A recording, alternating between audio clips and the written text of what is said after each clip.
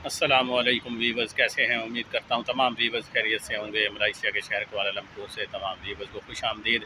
आज की इस वीडियो का टॉपिक है कि जब मैंने दाढ़ी रखी तो उन्होंने मुझे जॉब पर क्यों ना रखा, यानी उन्होंने मुझे जवाब दे दिया। तो आइए इस मौजू पर तफसील से बात करते हैं। अगर आपने अभी तक मेरे इस यूट्यूब चैनल को सब्सक्राइब नहीं किया तो कर लें, ताकि आने वाली वीडियो के लेटेस्ट नोटिफिकेशन आपको वक्त पर मिल सकें। मैं जब मलेशिया में आया था तो आते के साथ ही मैंने यानी कि कुछ महीने कैफ़े पे काम किया। तो उसके बाद मैंने कैफ़े छोड़कर मुझे यानी कि कंस्ट्रक्शन की जॉब मिली, तो मैं वहाँ पे चला गया। जब मैं कैफ़े पे काम करता था तो उस वक्त मैं क्लीन शेव होता था। जब मैं शुरू में मलेशिया में आया तो जब मैं कंस्ट्रक्शन में गया तो उसके बाद मेरी वहाँ जाने के बाद यानी कि नीयत बन गई कि मैंने दाढ़ी रखनी है, तो मैंने दाढ़ी रख ली अल्हम्दुलिल्लाह। तो दाढ़ी रखने के बाद वहाँ से मेरा कंस्ट्रक्शन का यानी कि काम साल डेढ़ चला, उसके बाद ख़त्म हो गया। तो फिर मैंने दोबारा यानी कैफ़े वालों से रब्ता किया कि वहाँ मेरा जानने वाला था, एक दोस्त था जो कि सुपरवाइज़र था। तो मैंने कहा कि यार मैं दोबारा आपके पास काम पे आना चाहता हूँ। तो उसने कहा आ जाएँ, काम का मसला नहीं है, काम पे मैं आपको रखवा दूँगा, लेकिन मसला एक होगा। मैंने कहा क्या मसला है? तो उन्होंने बताया कि भाई पहले आपकी दाढ़ी नहीं थी जब आप पहले यहाँ पे काम करते थे, लेकिन अब आपने दाढ़ी रख ली है, तो लिहाजा मैं तो आपको काम पे इंटर करा दूँगा, लेकिन जो कंपनी है ना वो दाढ़ी वाले को एक्सेप्ट करती नहीं है। वो ये कहती है कि जो कि हमारे ज़्यादातर जो कस्टमर होते हैं वो फॉरेनर होते हैं, चाइनीज़, गोरे, वो दाढ़ी को पसंद नहीं करते। पहले मैं एज़ ए वेटर काम करता था, अब आप एज़ ए वेटर काम करोगे तो यानी कि अब यानी कि वो ये समझते हैं कि इसके दाढ़ी के बाल उनके खाने में, यानी कि उनके जो भी कॉफ़ी वगैरह, ड्रिंक्स, आइसक्रीम हैं, तो उसमें गिरेंगे। तो वो इस चीज़ को यानी कि इस तरह नेगेटिव समझते हैं। तो मैंने कहा यार वो तो उनका मैटर है, लेकिन लिहाजा मैं इस काम के लिए तो दाढ़ी नहीं कटवा सकता। तो उसने कहा देख लें यार, अगर आप कटवा नहीं सकते तो आप ऐसा कर लें, छोटी कर लें दाढ़ी को। जैसे एक फ़ैशन परस्ती वाली होती है छोटी छोटी, वो जिसको वो समझते कि ये खूबसूरत किस्म की है, वो रख लें तो फिर भी आपको मैं रखवा दूँगा। लिहाजा ये यानी कि पूरी दाढ़ी को, यानी कि वो है ना दाढ़ी वाले आदमी को काम पे नहीं रखते हैं।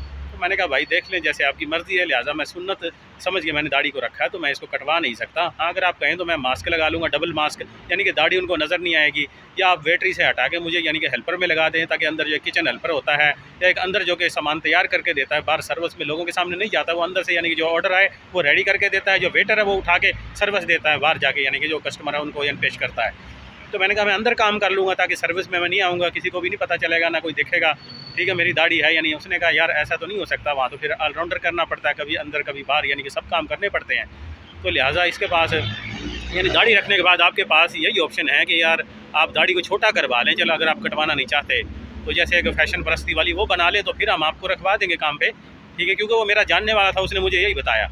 तो वैसे भी मलेशिया में यही है कि दाढ़ी वाले बंदे को कैफ़े, रेस्टोरेंट, होटल, क्योंकि एक मयारी होटल या रेस्टोरेंट की बात कर रहा हूँ, वरना आम ढाबा स्टाइल में तो आप अपना ढाबा खोल के बैठ जाएँ या किसी के साथ काम कर ले, वो तो सब कुछ चलता है। तो एक यानी कि मयारी कैफ़े जहाँ के कॉफ़ी, बर्गर, सैंडविच या कोई पिज़्ज़ा टाइप या आइसक्रीम या इस तरह की चीज़ें होती हैं, या कोई मयारी रेस्टोरेंट हो गया, या कोई कैफ़े या होटल वगैरह, या सिक्योरिटी की जॉब पे यानी दाढ़ी वाले बंदे को यहाँ रखते नहीं हैं। तो उसके बाद उसने मुझे यही बताया, तो मैंने फिर उसको खुदा हाफिज़ ही कहा कि भाईजान मैंने सुन्नत समझ के रखी है कि लिहाजा मैं ये नहीं छोड़, यानी कि दाढ़ी को नहीं कटवा सकता। तो ठीक है, अगर जॉब नहीं बनती तो कोई मसला नहीं। मैंने फिर परमानेंटली कंस्ट्रक्शन ही ज्वाइन कर ली। पहले ये मुझे उम्मीद थी कि जैसे ही मेरा कंस्ट्रक्शन का काम खत्म होगा तो मैं रेस्टोरेंट एंड कैफ़े के काम में चला जाऊंगा, क्योंकि मैंने ऑलरेडी वहाँ पे जॉब की हुई है। आपने भी दाढ़ी रखी हुई है और आप मलेशिया आने के ख्वाहिशमंद हैं, तो आपको भी ये जॉब यानी कि restaurant, cafe and hotel line में ये जॉब नहीं मिलेगी। चाहे आपके पास परमिट भी है, आपको ज़बान भी आती है, आपका एक्सपीरियंस भी होगा, क्योंकि वहाँ सिर्फ क्लीन शेव बंदे को या अगर दाढ़ी वाला हो तो कोई ये फैशन परस्ती वाली दाढ़ी, जैसे कि मैंने आपके साथ अभी जिक्र किया है, शेयर किया है मैंने आपके साथ, तो उस तरीके से यानी कि वो लोग जॉब कर सकते हैं। तो लिहाजा सुन्नत दाढ़ी को तो हम किसी सूरत भी यानी कि सिर्फ थोड़ी सी सैलरी के पीछे नहीं काटेंगे। तो अल्लाह ताला हमें दीन पर साबित कदमी की तौफीक अता फ़रमाएँ। रोज़ी अल्लाह ताला के इख्तियार में है, तो हम अपने ईमान का, अपने दीन का सौदा सिर्फ थोड़े से पैसों के पीछे क्यों करें। 4 दिन की ज़िंदगी एक दिन गुजर ही जानी है, थोड़ी सैलरी पे भी, ज़्यादा पे भी। उसके बाद मैंने अल्हम्दुलिल्लाह परमानेंटली तौर पर कंस्ट्रक्शन ज्वाइन कर ली। ये थी तमाम तर स्टोरी, जिसकी वजह से दाढ़ी रखने पे मुझे दोबारा जॉब पे नहीं रखा गया, और यही बताया गया कि आप अपनी दाढ़ी छोटी करवा लें, कटवा लें, ये कर लें, वो कर लें।